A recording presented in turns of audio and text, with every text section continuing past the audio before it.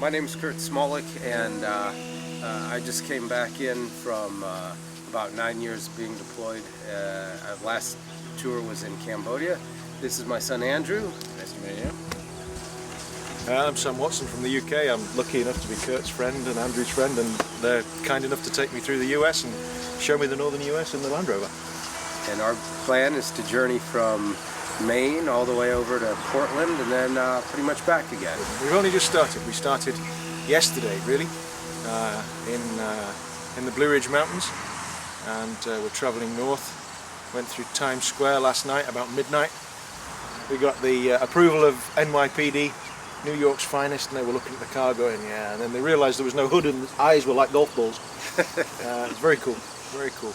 So the vehicle was rebuilt in Cairo. Yeah, it was rebuilt in Cairo and some in Cambodia. The hood failed to have the proper latching and came off at highway speeds, flew up, clipped the sunroof we had just put in last week, shattered the glass for that, and then flew off it down into by a bridge and into a valley below.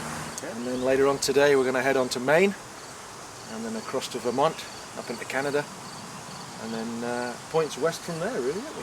Yeah. That's the standard 2.5 litre 4-cylinder petrol, derived from the old 2.25. Nothing really modified about it, just as it came out, well, the spec as it came out of the factory, really. And to get it into the US, this is about as original, close to spec as I could possibly get it. So fortunately the boys at Customs let me in with my my 89 spec Land Rover, and I got through and no problems. I was very fortunate, and I'd suggest anybody that's bringing a vehicle into the US to stay, make sure it's spec'd out, because otherwise it is bad news for you. And as long as it is spec'd, we didn't encounter a lot of problems. It is possible. Forget about the worries about the cost, forget about the worries about the kids' schooling, take no notice of any shouldn't want to do, don't want to do that, don't want to do that, just go, because life's short. If you've got a limited budget, doesn't matter, it'll work out. Land Rover, easy to fix, tough, dependable, absolutely trustworthy if you look after it. If you put decent quality spare parts on it, I mean mine back in the UK is coming on for nearly 25 years old. I still take it to the Sahara, coming up 400,000 miles on it now. Absolutely reliable as a single vehicle in the middle of the desert, and that's because if you look after it, it'll look after you. Take no notice of the people that say, oh, you know, you want to take a Toyota, you want to take a Nissan. No, if you look after the vehicle, it will look after you. But go before you find a significant reason not to, because life is short.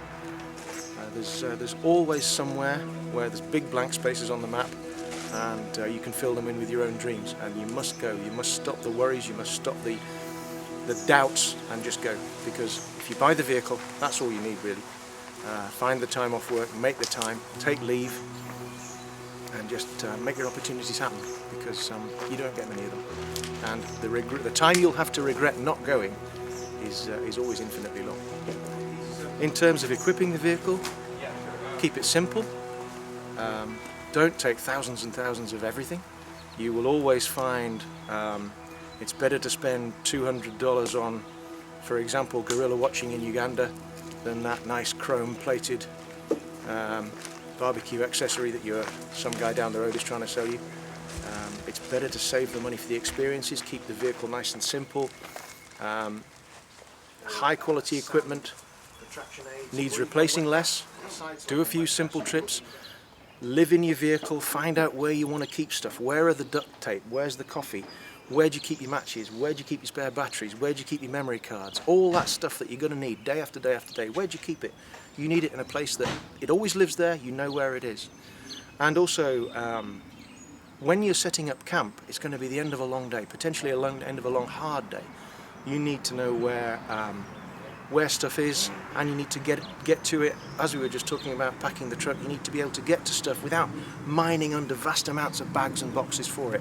So your packing of the vehicle, your setting up camp at the end of the day, your striking camp at the start of the day needs to be simple, systematic.